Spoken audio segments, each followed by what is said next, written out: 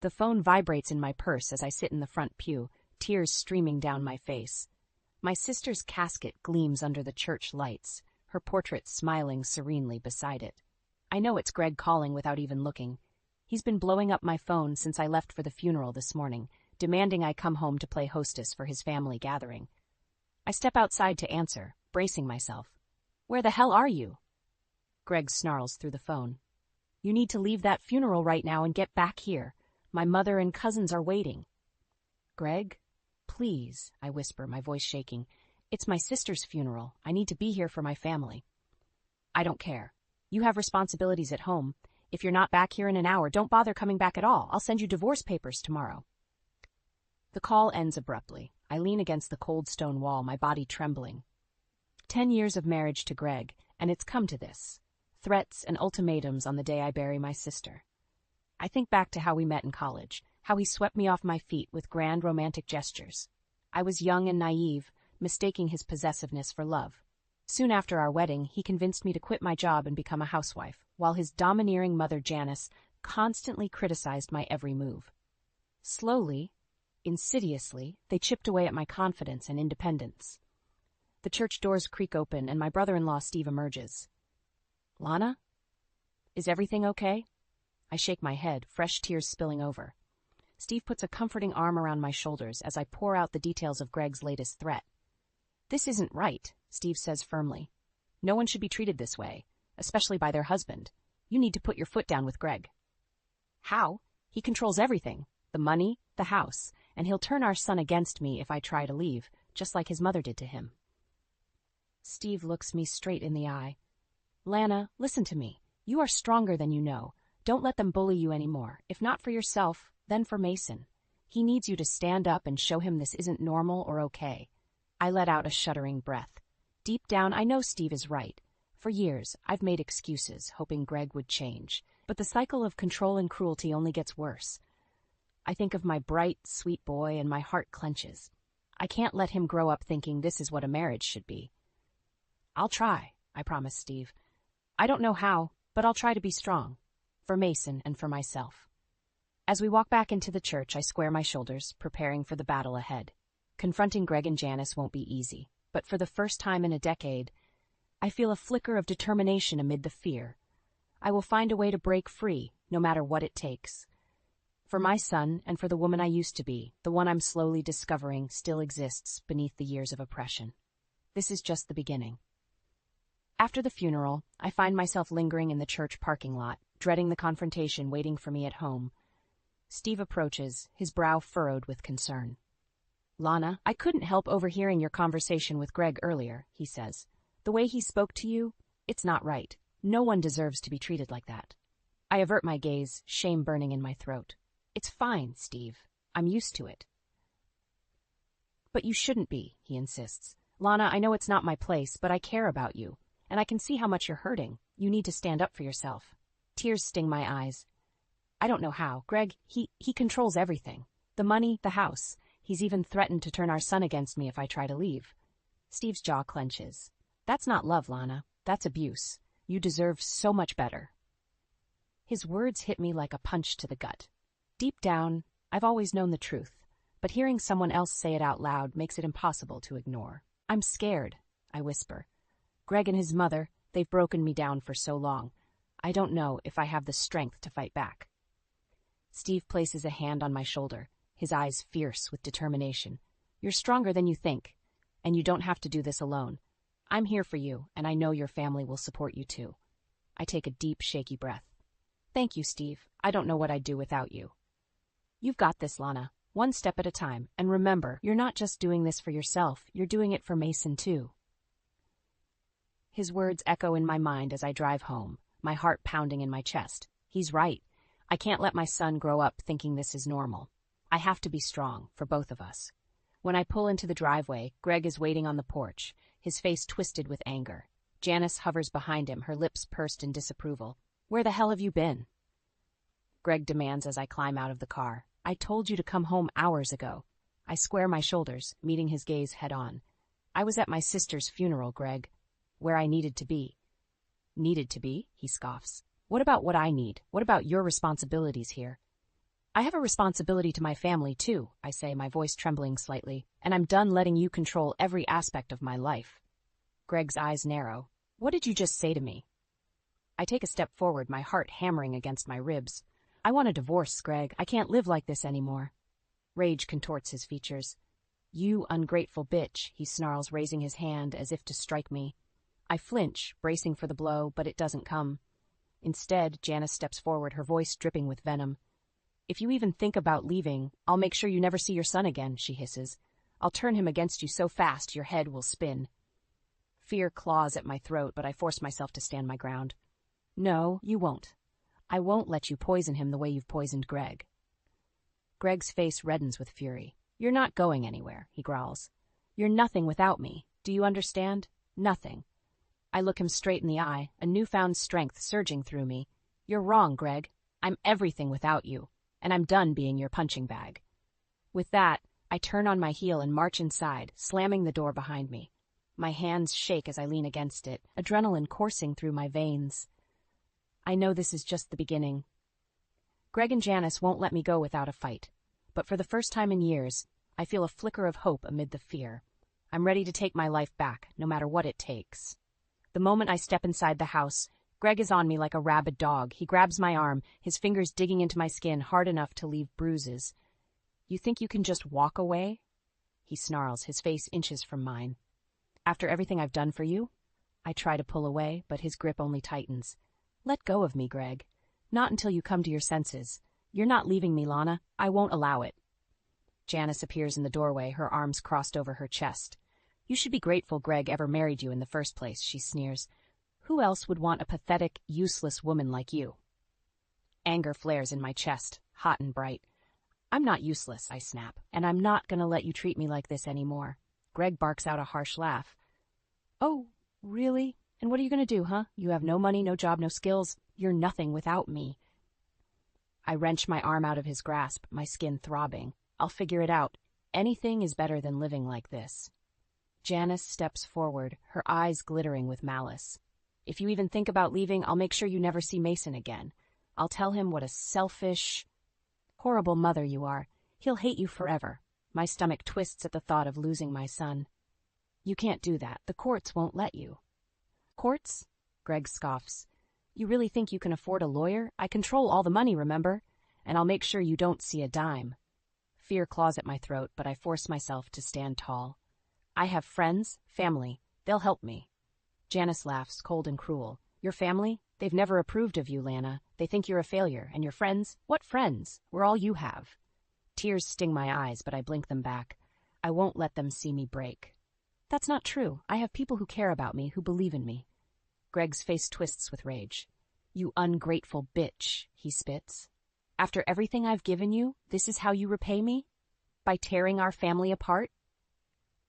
You tore this family apart the moment you laid hands on me, I say, my voice shaking. The moment you decided your ego was more important than your wife and child. Greg's hand shoots out, grabbing me by the throat. I gasp, clawing at his fingers as he slams me against the wall.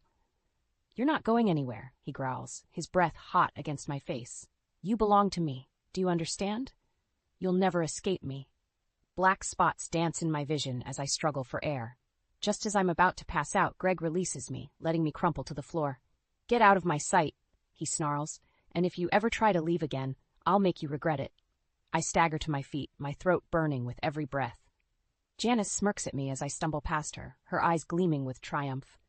I make it to the bedroom before I break down, sobs tearing from my chest. I bury my face in my hands, my whole body shaking with the force of my grief. How did I let it get this far? How did I let them break me down so completely? But even as despair threatens to swallow me whole, a tiny spark of defiance flickers in my chest. They may have beaten me down, but they haven't broken me. Not yet. I think of Mason, of the bright, beautiful boy who deserves so much better than this. I think of my sister, of the strength and courage she always saw in me, even when I couldn't see it myself. I may be trapped, but I'm not helpless. I'll find a way out of this, no matter what it takes. For Mason, for myself, for the life I know we both deserve. Greg and Janice have underestimated me for the last time. They think they can control me, but they're wrong. I'm done being their victim. It's time to fight back. The next morning, I slip out of the house before Greg and Janice wake up. my heart pounding in my chest. I drive to a nearby coffee shop and pull out my phone with shaking hands. I scroll through my contacts until I find Olivia's number. She's a divorce lawyer and an old friend of my sister's. I hesitate for a moment, fear twisting in my gut. What if she doesn't believe me? What if she thinks I'm overreacting? I take a deep breath and hit the call button. Olivia answers on the second ring, her voice warm and friendly. Lana, it's been a while. How are you holding up? I swallow hard, tears stinging my eyes. Olivia, I need your help. I want to leave Greg, but he's threatening to take my son away from me. There's a pause on the other end of the line. Lana, are you safe right now? Is Greg with you? No, I'm alone. But he's been abusive, Olivia, physically and emotionally, and his mother is just as bad. They've been controlling every aspect of my life for years. Olivia's voice is gentle but firm. Lana, I'm so sorry you're going through this, but you're doing the right thing by reaching out for help. No one deserves to be treated that way. Relief washes over me, so strong it nearly knocks me off my feet. Thank you, Olivia. I didn't know who else to turn to. You did the right thing, she assures me. Now, here's what we're going to do. I want you to start documenting everything. The abuse, the threats, the financial control. Keep a journal, take photos of any injuries, save any threatening messages or emails. I nod, even though she can't see me. Okay, I can do that. Good. And I'm going to start putting together an escape plan for you and Mason. We'll need to be careful, but I promise you, Lana, we'll get you out of there. Tears spill down my cheeks. Thank you, Olivia. I don't know how I'll ever repay you. You don't have to repay me, she says firmly. Just focus on staying safe and gathering evidence. I'll handle the rest. We hang up a few minutes later, and I sit in my car, my mind racing. I know documenting the abuse won't be easy. Greg is careful not to leave visible marks, and Janice is a master at twisting my words against me. But I also know I can't keep living like this. I can't let Mason grow up thinking this is normal, that this is what love looks like. I drive home in a daze, my heart hammering in my chest. When I walk through the front door, Greg is waiting for me, his eyes narrowed with suspicion. Where were you? He demands, his voice low and dangerous. I force myself to meet his gaze, my chin lifted defiantly. I went for a drive. I needed some air. He takes a step towards me, his fists clenched at his sides. You didn't think to ask permission first? Anger flares in my chest, hot and bright. I don't need your permission to leave the house, Greg. I'm not your prisoner. His face twists with rage, and for a moment I think he's going to hit me. But instead, he grabs my arm, his fingers digging into my skin. You're my wife, he snarls. You'll do as I say, or there will be consequences. I wrench my arm out of his grasp, my heart pounding. I'm not afraid of you anymore, Greg, and I'm not going to let you control me any longer. With that, I turn on my heel and march upstairs, slamming the bedroom door behind me. My hands shake as I pull out my phone and start typing up everything that just happened. It's not much, but it's a start. A tiny crack in the facade of our perfect marriage, a glimmer of hope in the darkness. I know the road ahead won't be easy. Greg and Janice will fight me every step of the way, will try to break me down until there's nothing left. But I also know I'm not alone anymore.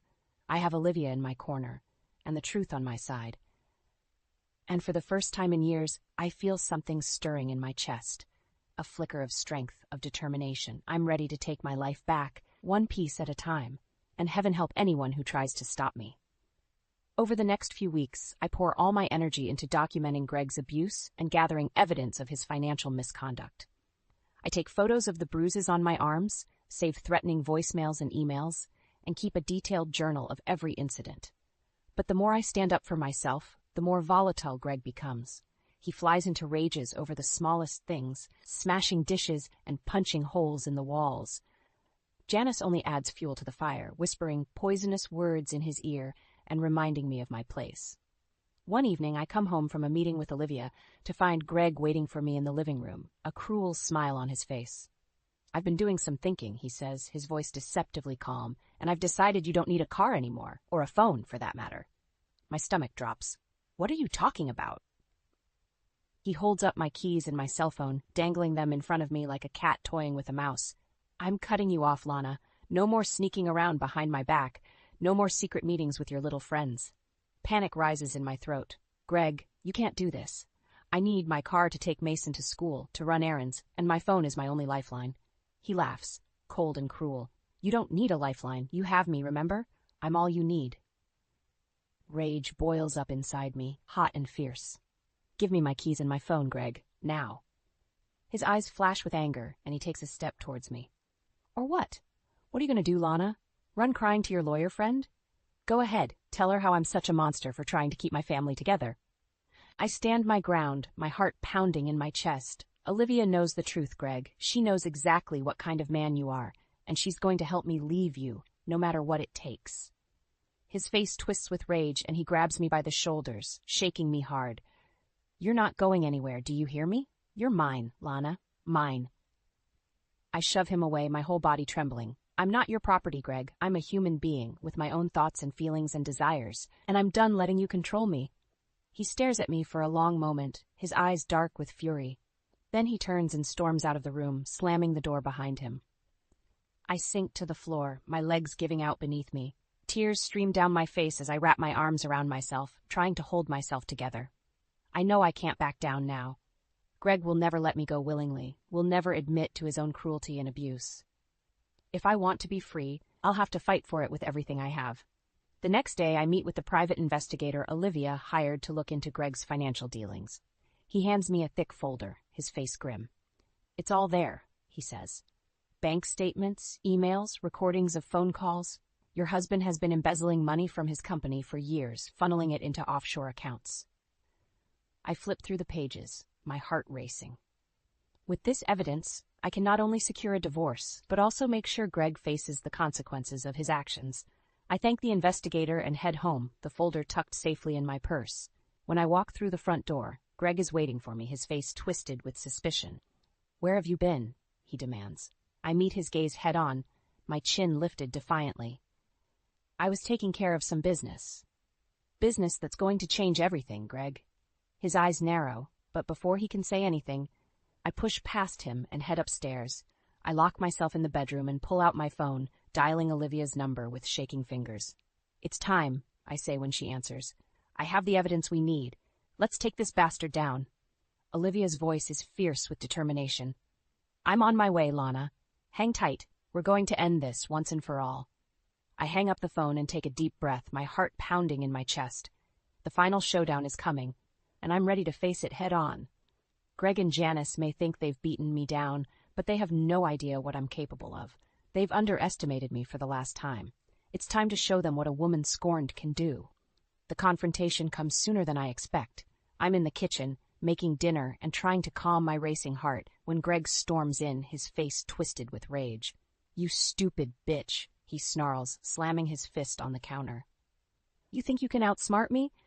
You think you can destroy everything I've built? I take a step back, my heart pounding. What are you talking about, Greg? He holds up his phone, his eyes blazing. I just got a call from my boss. He says there's been an investigation into my finances, that they found evidence of embezzlement and fraud. My stomach drops. The private investigator must have tipped off Greg's company. I knew it was a risk, but I didn't expect it to happen so fast.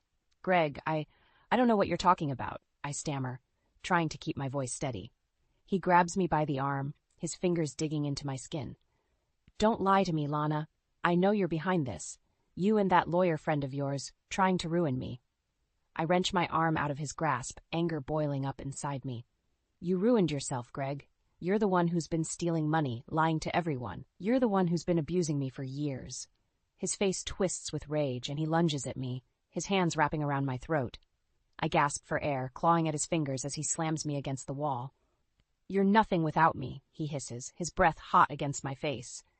You're a pathetic, worthless piece of shit, and you always will be. Black spots dance in my vision as I struggle to breathe. I'm about to pass out when suddenly the front door bursts open and Olivia rushes in, followed by 2 police officers. Get your hands off her, you son of a bitch, Olivia shouts, her voice shaking with fury. Greg releases me, and I crumple to the floor, gasping for air. The police officers grab him by the arms, wrestling him into handcuffs as he screams obscenities. Lana, are you okay? Olivia kneels beside me, her face etched with concern. I nod, tears streaming down my face. I'm okay. I can't believe it's over. She helps me to my feet, her arm around my waist. It's not over yet, honey, but we've got him. We've got all the evidence we need to put him away for a long time. I watch as the police officers drag Greg out of the house, his face twisted with rage and hatred. Janice stands in the doorway, her eyes wide with shock. "What have you done?" she whispers, her voice trembling. I meet her gaze head-on, my chin lifted defiantly. "I've taken my life back, Janice, and there's nothing you or Greg can do to stop me." She stares at me for a long moment, then turns and walks away, her shoulders slumped in defeat. I turn to Olivia, my heart swelling with gratitude. "Thank you," I whisper, my voice choked with tears, "for everything." She hugs me tight, her own eyes glistening. "You did this, Lana. You had the strength and the courage to stand up for yourself, to fight back against the monsters who tried to break you." I take a deep, shuddering breath, feeling like a weight has been lifted off my chest. "What happens now?" Olivia smiles, fierce and determined. "Now, we make sure Greg pays for what he's done. We make sure he never hurts you or anyone else ever again." I nod, a flicker of hope igniting in my chest. For the first time in years, I feel like I can breathe again. Like I'm finally free. There's still a long road ahead of me, I know. The divorce, the custody battle, the criminal trial. But with Olivia by my side and the truth on my side, I know I can face anything. Greg thought he could break me, could control me forever. But he underestimated me. He underestimated the strength and resilience of a woman pushed to her limits. And now, he's going to pay the price. One way or another, I'll make sure of it. The divorce hearing is a brutal, drawn-out affair. Greg and Janice pull out all the stops, slinging mud and lies in a desperate attempt to paint me as an unfit mother. Janice takes the stand first, her face a mask of false concern. "Lana has always been unstable," she says, her voice dripping with fake sympathy. "She's prone to fits of hysteria, to wild mood swings. I worry for Mason's safety in her care." I clench my fists under the table, anger boiling up inside me. How dare she try to twist the truth, to make me out to be the villain in this story? But Olivia is prepared. She presents the judge with the evidence we've gathered, the photos of my bruises, the threatening messages from Greg, the financial records proving his misconduct. "Mrs. Thompson," Olivia says, her voice calm and measured, "can you explain why you never reported your concerns about Lana's supposed instability to the authorities or sought help for her?" Janice sputters, her face turning red. I didn't want to cause trouble. I thought I could handle it myself." Olivia nods, a small smile playing at the corners of her mouth. "I see. And can you explain why, if Lana was so unstable, you encouraged your son to marry her and start a family?" Janice opens and closes her mouth like a fish out of water, unable to come up with a response. Next, it's Greg's turn on the stand. He tries to paint himself as the victim, as the long-suffering husband who only wanted to keep his family together. But Olivia is relentless. She grills him on the abuse, on the financial misconduct, on the years of control and manipulation. "Mr. Thompson," she says, her voice hard as steel, "can you explain to the court why you felt the need to monitor your wife's every move, to cut her off from her friends and family, to control every aspect of her life?" Greg's face turns purple with rage. "I was protecting her," he snarls. "She's weak, she's easily led astray. I was doing what was best for her." Olivia scoffs, shaking her head. "No, Mr. Thompson, you were doing what was best for you. You were exerting your power and control over a woman you saw as your property, not your partner." The judge listens to the testimony, his face impassive. But I can see the disgust in his eyes, the anger at the way I've been treated. When it's my turn to take the stand, I tell my story with a steady voice and a clear head. I talk about the abuse, the fear, the helplessness. I talk about the strength it took to break free, to fight back against the monsters who tried to break me. And then I play my trump card. I present the judge with the recordings I've been making in secret. Recordings of Greg's abuse, of Janice's manipulation, of their lies and deceit. The courtroom goes silent as my words echo through the speakers. Greg's face drains of color, and Janice looks like she's going to be sick. The judge listens to the recordings, his face growing darker by the second. When they're finished, he turns to Greg and Janice, his eyes blazing with fury. "In all my years on the bench," he says, his voice shaking with anger, "I have never seen a more clear-cut case of abuse and manipulation. The evidence presented here today leaves no doubt in my mind that Mrs. Thompson has been the victim of a sustained campaign of terror and control at the hands of her husband and mother-in-law." He turns to me, his face softening. "Mrs. Thompson, I am so sorry for what you have endured. You have shown incredible strength and courage in the face of unimaginable adversity. I am granting you full custody of your son, as well as a significant portion of your husband's assets as compensation for the abuse you have suffered. Tears stream down my face as the weight of his words sinks in. I've won. I've beaten Greg and Janice at their own game, and I've taken back my life. I turn to Olivia, my heart swelling with gratitude.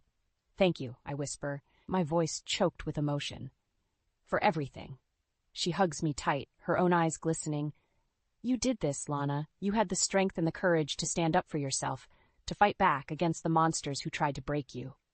I take a deep, shuddering breath, feeling like a weight has been lifted off my chest. For the first time in years, I feel like I can breathe again, like I'm finally free. The road ahead won't be easy, I know. There's still healing to be done, still wounds to be mended. But with Mason by my side and the truth on my side, I know I can face anything. Greg and Janice thought they could break me, could control me forever. But they underestimated me. They underestimated the strength and resilience of a woman pushed to her limits. And now, they're paying the price. One way or another, justice has been served. 10 years later, I hardly recognize the woman staring back at me in the mirror. The lines around my eyes are deeper, the gray in my hair more pronounced, but there's a lightness to my step and a joy in my heart that I never thought I'd feel again. After the divorce, I threw myself into rebuilding my life. I went back to school, got my degree in social work, and started a nonprofit organization dedicated to helping women escape abusive relationships. It wasn't easy, juggling my studies and my work with being a single mother to Mason. But every time I felt like giving up, I remembered the strength it took to leave Greg, to fight back against the monsters who tried to break me. And Mason, my beautiful, brilliant boy. He's grown into a kind, compassionate young man with a heart as big as the sky. He's the light of my life, the reason I wake up every morning with a smile on my face. We're having breakfast together one sunny Saturday morning when there's a knock at the door. I open it to find a man I barely recognize. Gaunt, haggard, with a haunted look in his eyes. It takes me a moment to realize it's Greg. What are you doing here? I ask, my voice cold and hard. He shifts from foot to foot, unable to meet my gaze. I just wanted to see you, to talk to you. I cross my arms over my chest, my heart pounding. We have nothing to talk about, Greg. You lost that right a long time ago. He nods, his shoulders slumping. I know. I wanted to apologize for everything I put you through, for the way I treated you. I stare at him, my mind reeling. Is this some kind of trick, some new manipulation? But the look in his eyes is genuine, the remorse and shame palpable. I've lost everything, he says, his voice choked with emotion. My job, my money, my reputation. Even Janice won't speak to me anymore. I've hit rock bottom, and I know it's no one's fault but my own. I feel a flicker of satisfaction at his words, a sense of vindication, but it's tempered by a strange sense of pity. A realization that the man standing before me is a shell of his former self. I'm sorry, Greg, I say, my voice softening, but I can't forgive you. I can't forget what you did to me, the years of abuse and control. He nods, his eyes filling with tears. I understand. I needed you to know that I'm sorry, that I take responsibility for my actions, and that I'll spend the rest of my life trying to be a better man. I watch as he turns and walks away, his shoulders hunched against the wind. And for a moment, I feel a flicker of something like closure, a sense that the past is finally truly behind me. I close the door and turn to find Mason standing in the hallway, his face etched with concern. Was that Dad? He asks, his voice trembling. I nod, my heart aching for the pain and confusion I see in his eyes. He just wanted to apologize, to take responsibility for what he did to us. Mason is quiet for a long moment, his brow furrowed in thought. Do you think he meant it? That he's really sorry? I sigh, running a hand through my hair. I don't know, honey, but what I do know is that we've built a good life for ourselves, a life filled with love and joy and purpose, and nothing and no one can take that away from us. Mason nods, a small smile playing at the corners of his mouth. I'm proud of you, Mom, for being so strong, for never giving up on us. I wrap my arms around him, holding him close. I'm proud of you too, Mason, for being the kind, compassionate, amazing young man you are. We stand there for a long moment, basking in the warmth of each other's love, and as I look out the window at the bright blue sky, I feel a sense of peace wash over me, a knowledge that I've finally, truly won. Greg may have lost everything, but I've gained more than I ever dreamed possible. I've gained my freedom, my self-respect, my sense of purpose, and most importantly, I've gained a love that will last a lifetime. the love of my son, and the love of myself. It's been a long, hard road to get here.